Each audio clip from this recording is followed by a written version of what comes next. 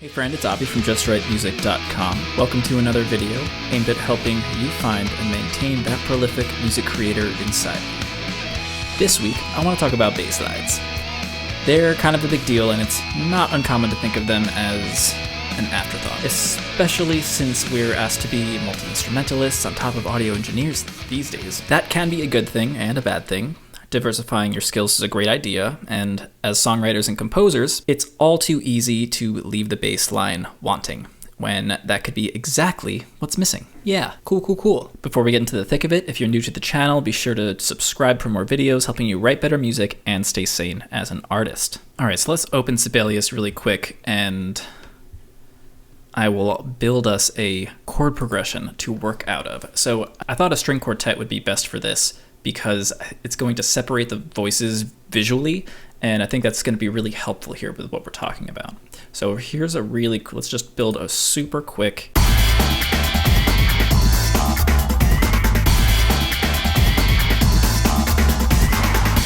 Okay, so here we have this little quick phrase that we're going to be working with today. Now the first trick I really want to talk about is restraint.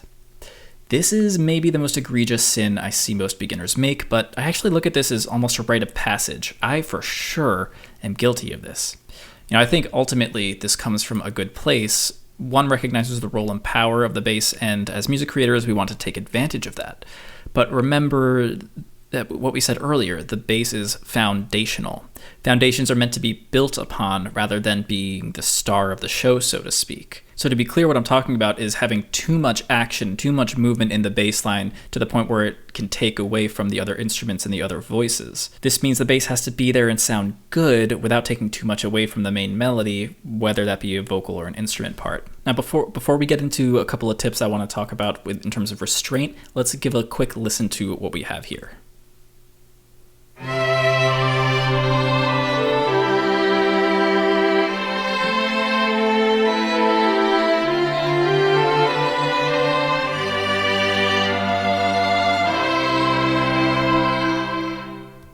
Okay, pretty like the definition of tonal, super 18th century right here. But this is helpful because it really gives us a fantastic palette to work with.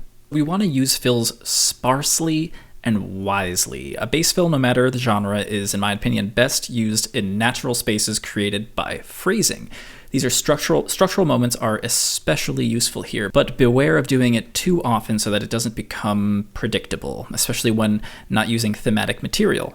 This can also make the bass sound busy and not in a good way. A great example of what not to do here is, let's say we just have a moving bass line. Not to say a moving bass line can't be utilized well. It doesn't even have to have too much motion. It just has to have enough to take away from everything. So let's say, what if we take this bass line here and put the first couple of measures as all quarter notes? Okay, so we have a C and an E going down to a D. So why don't we go up to an F? And then it's going down to an E. Why don't we go up to a G? Oh, gotta make this a quarter note. One of my big frustrations about Sibelius.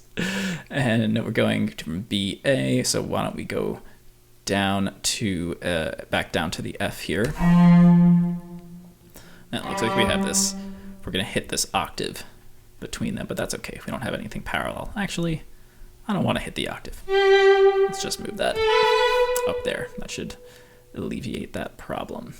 That should actually be that as well. Oopsie. Okay, so here we have this moving line now. Let's do the exact same thing here. This time we're doing this over like a G chord. It should be 5, we're just in C major here.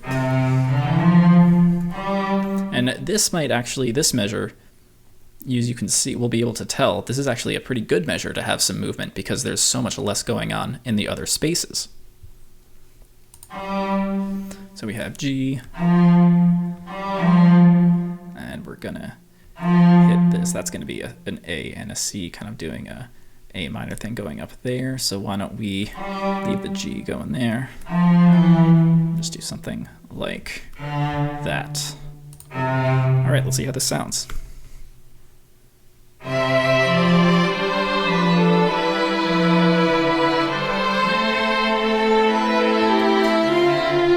Oh man, So as you could tell, it was a lot, right? You kind of heard the first fundamental that we wanted, but then it just got in the way of everything. Even if we made this a little bit lower so that it's like technically mixed a little bit lower. My teacher likes to say, like, think about the score as a mixing board. I think another composer told him that, and that was like a breakthrough for him. And I like it. I like that phrase as well.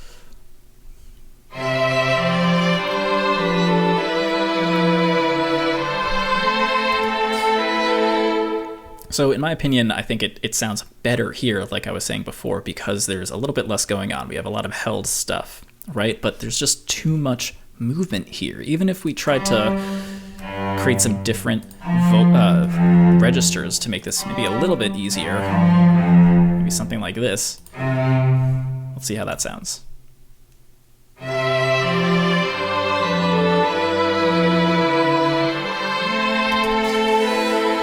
Yeah, I kind of still hate it though. All right, let's bring this back to where it was. So make sure that everything is a little bit sparse. So here's a good example of where we can have a sparse fill, right?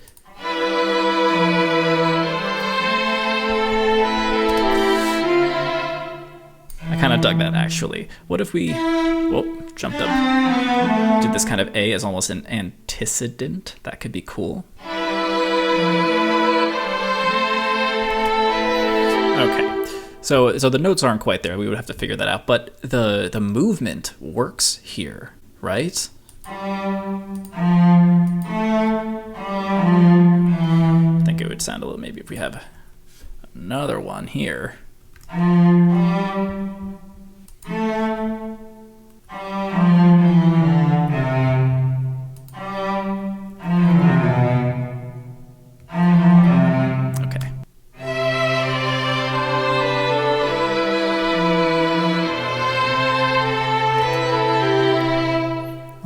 Not bad. Okay, so the placement here is what we're paying attention to, not the notes. This is kind of terrible. But notice how when we have this nice break, gives it a little bit of life. There's a little bit of a play here. We have movement here, then we have movement here. We're kind of giving and taking a little bit. Now, when you do want to have a really bass heavy part, it's really useful to use sparse instrumentation. If you're writing a section where you want the bass to be the main instrument or have a solo or something like that, make sure your other instruments stay out of the way, both sonically and rhythmically. I might actually take this part out entirely and bring this up an octave, maybe have a little bit of voice crossing. Leave that down. Yes, exactly. So so this is something that I might do. I would take this voice out entirely because that gives us more detachment between the low voice and the high voice. Let's create a little bit more movement.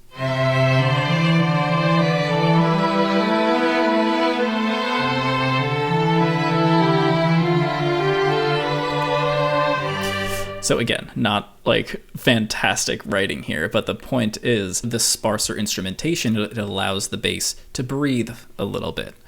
Oh man, this was terrible. I'm sorry that you guys had to see that. It was bad. If you do want the bass to be more melodic in your piece, rather than just jumping from chord to chord, make use of your bass instrument's higher range. Too much low end can cause frequency masking, right? So if we make this really big, even with this sparse instrumentation, we just get it right down there.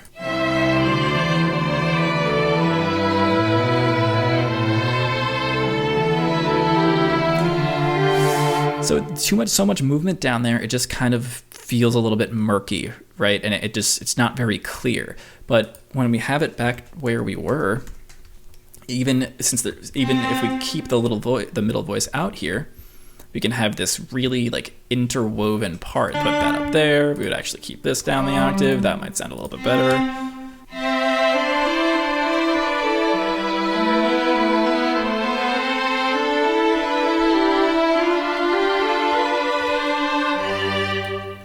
Right, so you can see how just bumping it up a little bit in the higher register, and this is a cello, so it has an extremely large range, which makes it very useful. It's why it's one of the most written for instruments in classical music. Higher notes in the bass instrument mean more clarity while still retaining some foundational power because of the low gut feel to it. This also depends on the instrument itself, its timbre, and its range. So you might not get the same type of sound out of a French horn because that's much more of a middle voice than a cello or anything like that.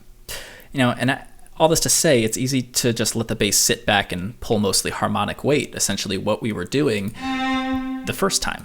Just these whole notes. And this was down there. And that's fine too.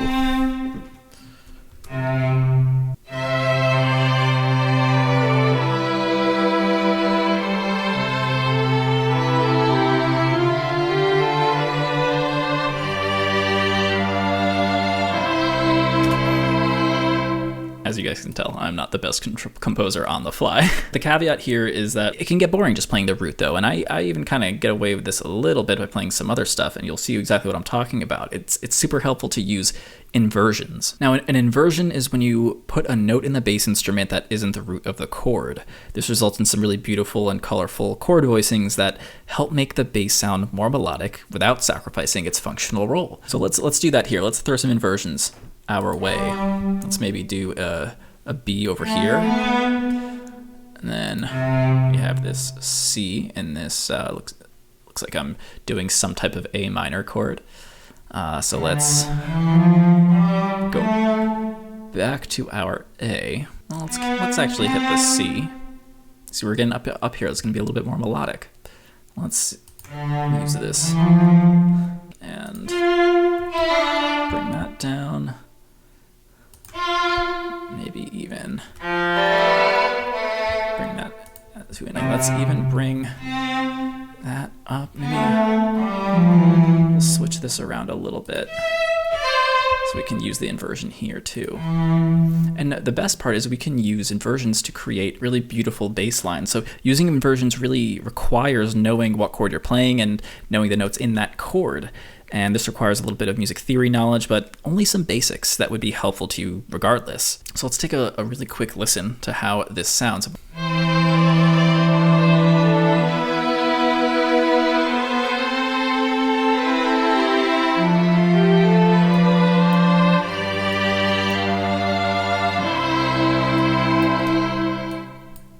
Not bad. There's a very different quality to the inversions. There's it's just nuts. Let's go back to that C, see how that sounds. Do that, let's bring that to an E.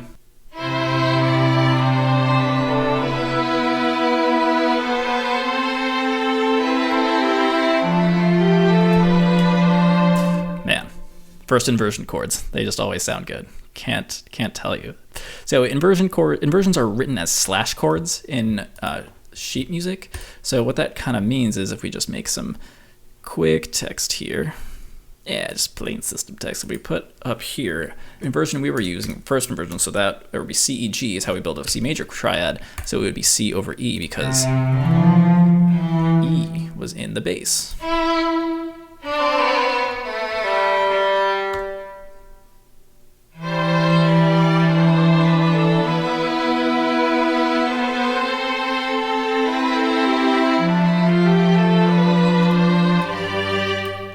So the coolest thing that we can use with inversions is we can get away with creating these stepwise movements in the bass voice. One of my favorite ones to use is what's called a lament bass. So this is going to require some changing of the chords.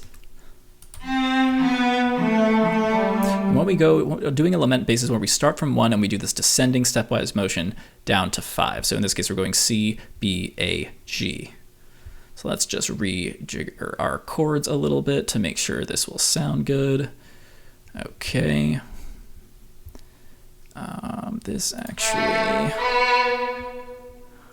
This'll do.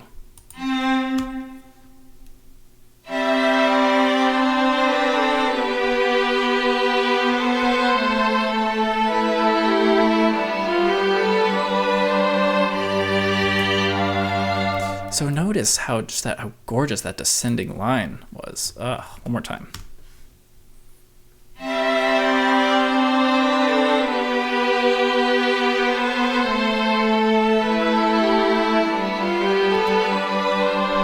Again, we're kind of Frankensteining it right now, but I really hope you're understanding the power that we're creating right here.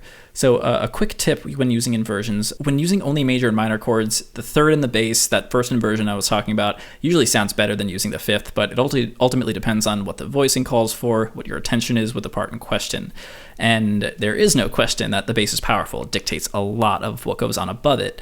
Functionally, it can even change the very nature of a chord, and you can do this by utilizing reharmonization. Reharmonizing is when we move a note in a ringing chord so that creates an entirely different chord. This is such a cool and fun bass move that's powerful, foundational, and recontextualizes the harmony of the higher parts in a piece. Now, this definitely requires some understanding of harmony and, more importantly, voice leading, as that's really the trick to pulling this off. So we're going to move over here really quick so I can demonstrate this reharmonization outside of this chord progression, so we just stop Frankensteining this thing.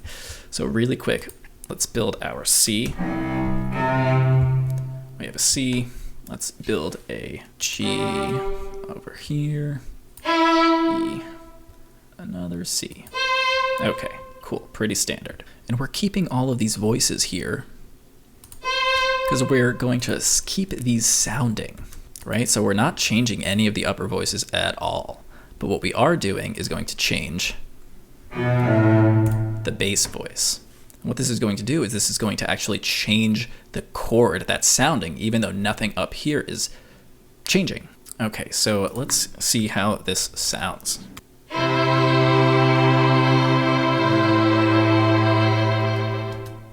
Ooh, that really changed things. Let's do that one more time.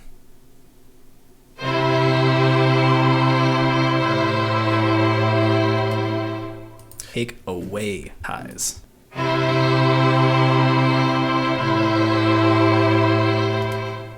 That's a pretty stark change. We're going from a major chord, straight up major chord, to a minor seventh chord with just one move in the bass. A tasteful reharm can subtly change the entire feeling of a verse or chorus, and I find this really effective with strophic songs. These have repeated sections where the melody is the same for each repeated section. My favorite part about reharmonization is that it's the perfect utilization of the bass voice in its foundational role. It both dictates harmony and allows space for melody in the higher instruments. Ultimately, a solid songwriter or composer is able to use all three of these tricks effectively.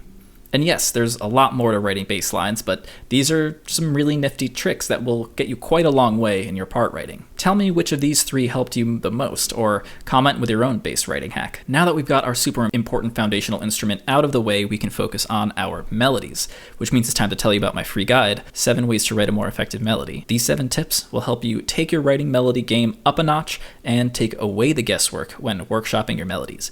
Bring your melodies up to your standards with this free guide. Head to justwritemusic.com. There's a link down in the description. Now that's all for this video. Thank you guys so much for hanging out with me today. I'm Avi from justwritemusic.com, and I will catch you guys next time. Peace out.